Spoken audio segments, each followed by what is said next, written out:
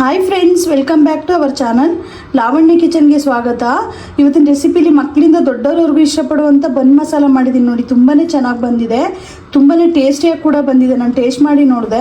So ಇವತ್ತಿನ ವೀಡಿಯೋದಲ್ಲಿ ಇದನ್ನು ಯಾವ ಥರ ಮಾಡೋದು ಅಂತ ನಿಮಗೆಲ್ಲ ತೋರಿಸ್ಕೊಡ್ತೀನಿ.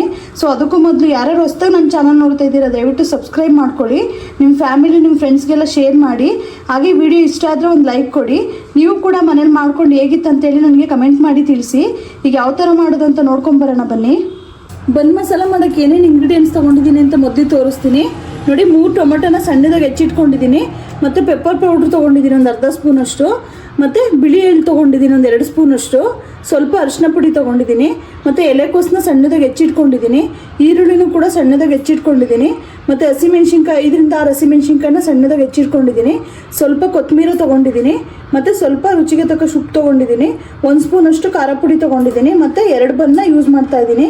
ಸೊ ನಿಮಗೆ ಬೇಕು ಅಂತ ಹೇಳಿದರೆ ಬರ್ಗರ್ ಬನ್ನು ಯೂಸ್ ಮಾಡ್ಬೋದು. ನಾನು ಮಾಮೂಲಿ ಬನ್ ಯೂಸ್ ಮಾಡ್ತಾಯಿದ್ದೀನಿ. ಸೊ ಈಗ ಯಾವ ಥರ ಮಾಡೋದು ಅಂತ ನೋಡ್ಕೊಂಬರೋಣ ಬನ್ನಿ.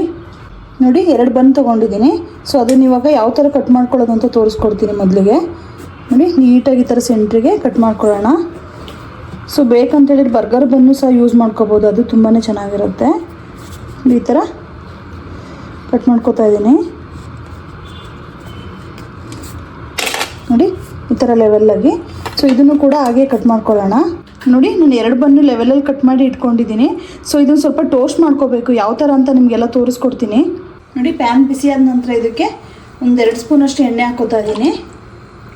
ಬೇಕು ಅಂತೇಳಿದರೆ ನೀವು ಬೆಣ್ಣೆ ಯೂಸ್ ಮಾಡ್ಬೋದು, ಚೆನ್ನಾಗಿರುತ್ತೆ ನೋಡಿ. ಎಣ್ಣೆ ಸ್ವಲ್ಪ ಬಿಸಿ ಆದಮೇಲೆ ಸ್ವಲ್ಪ ಲೈಟಾಗಿ ಟೋಸ್ಟ್ ಮಾಡೋಣ ಇದನ್ನು ನೋಡಿ. ಇದು ಈ ಸೈಡ್ ಇಷ್ಟು ಟೋಸ್ಟ್ ಆದರೆ ಸಾಕು. ಇದಕ್ಕೆ ಸ್ವಲ್ಪ ಈಗ ಟಾಪಿಗೆ ಟೋಸ್ಟ್ ಮಾಡ್ಕೋಬೇಕಾದ್ರೆ ಎಳ್ಳು ಹಾಕೋತಾ ಇದ್ದೀನಿ. ಸೊ ಎಳ್ಳು ಹಾಕಿದ್ರೆ ಚೆನ್ನಾಗಿರುತ್ತೆ ನೋಡಿ. ಅದನ್ನ ಹಿಂಗೆ ಮಾಡ್ಕೋಬೇಕಾದ್ರೆ ಹಿಂಗೆ ಹಾಕೊಂಡು ನೀಟಾಗಿ ಫುಲ್ಲು ಮಾಡ್ಕೊಳ್ಳೋಣ. ಎಲ್ಲ ಕಡೆಯೂ ಸ್ವಲ್ಪ ಎಳ್ಳು ಇಟ್ಕೊಳ್ಳಿ ನೋಡಿ. ಎಳ್ಳೆಲ್ಲ ಈ ಥರ ಇಟ್ಕೊಂಡು ಇಷ್ಟು ಟೋಸ್ಟ್ ಆದರೆ ಸಾಕು. ಇದು ರೆಡಿ ಆಗಿದೆ.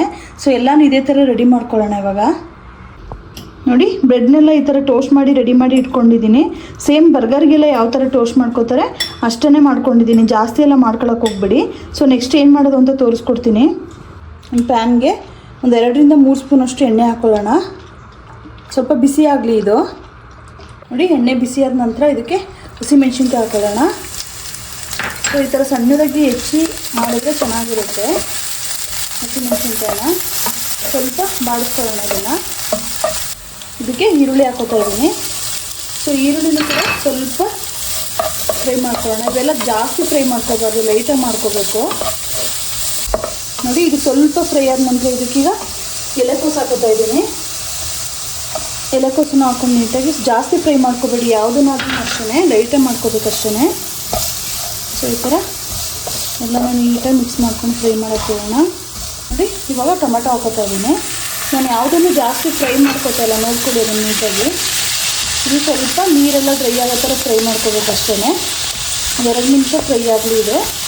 ಇದಕ್ಕೆ ಇವಾಗ ಉಪ್ಪು ಸೇರಿಸ್ಕೊತಾ ಇದ್ದೀನಿ. ಉಪ್ಪು ರುಚಿ ನೋಡಿ ಹಾಕ್ಕೊಳ್ಳಿ, ಎಷ್ಟು ಬೇಕಷ್ಟು. ಸ್ವಲ್ಪ ಬೇಗನೆ ಹಿಡೀಲಿ ಮತ್ತು ಬೇಗ ಬೇಯಲಿ ಅನ್ನೋಕ್ಕೋಸ್ಕರ ಉಪ್ಪು ಸೇರಿಸ್ಕೊತಾ ಇದ್ದೀನಿ. ಹಾಕೊಂಡು ನೀಟಾಗಿ ಇವೆಲ್ಲ ಮಿಕ್ಸ್ ಮಾಡಿಕೊಂಡು 1-2 ನಿಮಿಷ ನೀಟಾಗಿ ಬೇಯಕ್ಕೆ ಬಿಡೋಣ ನೋಡಿ. ಇದಕ್ಕೆ ಬೇಕು ಅಂತ ಹೇಳಿದರೆ ಪನ್ನೀರು ಆ್ಯಡ್ ಮಾಡ್ಕೋಬೋದು, ಮತ್ತು ದಪ್ಪ ಮೆಣಸಿನ್ಕಾಯಿ ಬರುತ್ತಲ್ಲ ಅದನ್ನು ಕೂಡ ನೀವು ಆ್ಯಡ್ ಮಾಡ್ಕೋಬೋದು. ಸೊ ಇದು ಸ್ವಲ್ಪ ಇನ್ನೊಂದು ಸ್ವಲ್ಪ ಆಗಲಿ ಸಾಕು. ಸೊ ಇದಕ್ಕೀಗ ಸ್ವಲ್ಪ ಪೆಪ್ಪರ್ ಪೌಡ್ರ್ ಹಾಕ್ತಾಯಿದ್ದೀನಿ. ಏನು ತೊಗೊಂಡಿದ್ದೆ ಎಲ್ಲ ಹಾಕ್ಕೊಂಡಿದ್ದೀನಿ. ಅದೇ ಇದಕ್ಕೆ ಸ್ವಲ್ಪ ನೋಡಿ ಖಾರ ಪುಡಿ ಹಾಕೋತಾ ಇದ್ದೀನಿ. ಸೊ ಮೆಣಸಿನ್ಕಾಯಿನೂ ಹಾಕಿರೋದ್ರಿಂದ ಸ್ವಲ್ಪ ಹಾಕೋತಾ ಇದ್ದೀನಿ, ಒಂದು ಅರ್ಧ ಸ್ಪೂನಷ್ಟು. ಎಲ್ಲ ನೀಟಾಗಿ ಮಿಕ್ಸ್ ಮಾಡ್ಕೊಳ್ಳೋಣ. ಇದು ಸ್ವಲ್ಪ ಹಾಕ್ಬಿಟ್ಟು 1 ನಿಮಿಷ ನೀಟಾಗಿ ಕಮ್ಮಿ ಸ್ಟೀಮಲ್ಲೇ ಫ್ರೈ ಮಾಡ್ಕೋಬೇಕಾಗತ್ತೆ. ಲಾಸ್ಟಿಗೆ ಇವಾಗ ಸ್ವಲ್ಪ ಸಾಂಬಾರು ಸೊಪ್ಪು ಹಾಕ್ತಾಯಿದ್ದೀನಿ.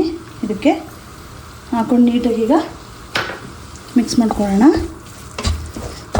ಸೊ ಇದು ರೆಡಿಯಾಗಿದೆ. ಇವಾಗ ಈಗ ಒಂದು 2 ನಿಮಿಷ ಆರಕ್ಕೆ ಬಿಡೋಣ. ಸ್ಟಫಿಂಗ್ ಮಾಡೋದು ಯಾವ ಥರ ಅಂತ ತೋರಿಸ್ಕೊಡ್ತೀನಿ.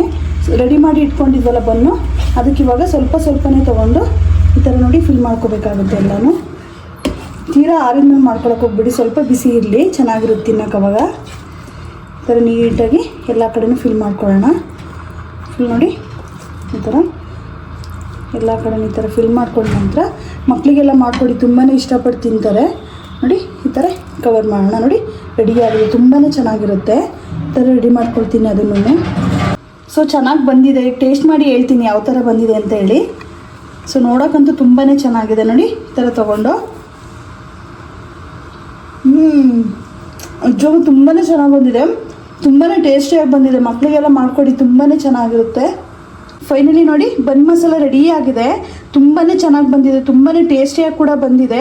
ಸೊ ನಾನು ಟೇಸ್ಟ್ ಮಾಡಿ ನೋಡಿದೆ, ತುಂಬ ಈಸಿಯಾಗಿ ಕೂಡ ಮಾಡ್ಬೋದು. ಮಕ್ಕಳು ಎಲ್ಲ ಇಷ್ಟಪಟ್ಟು ತಿಂತಾರೆ. ಸೊ ಮಕ್ಕಳಿಗೆಲ್ಲ ಮಾಡಿಕೊಡಿ, ತುಂಬಾ ಚೆನ್ನಾಗಿರುತ್ತೆ. ಸೊ ಇವತ್ತಿನ ವಿಡಿಯೋ ನಿಮಗೆಲ್ಲ ಇಷ್ಟ ಆಗಿದೆ ಅಂತ ಅಂದ್ಕೊಂಡಿದ್ದೀನಿ. ಸೊ ಇಷ್ಟ ಆಗಿದ್ರೆ ಆಗಿನ ಒಂದು ಲೈಕ್ ಕೊಡಿ. ಸೊ ಇದೇ ಥರ ನಾನು ವೀಡಿಯೋಸ್ ನೋಡ್ತೀನಿ, ಒಳ್ಳೊಳ್ಳೆ ರೆಸಿಪೀಸ್ ಮಾಡಿ ಹಾಕ್ತೀನಿ. ಇಷ್ಟೊತ್ತು ನನ್ನ ವೀಡಿಯೋ ವಾಚ್ ಮಾಡಿದ್ದಕ್ಕೆ ಧನ್ಯವಾದಗಳು.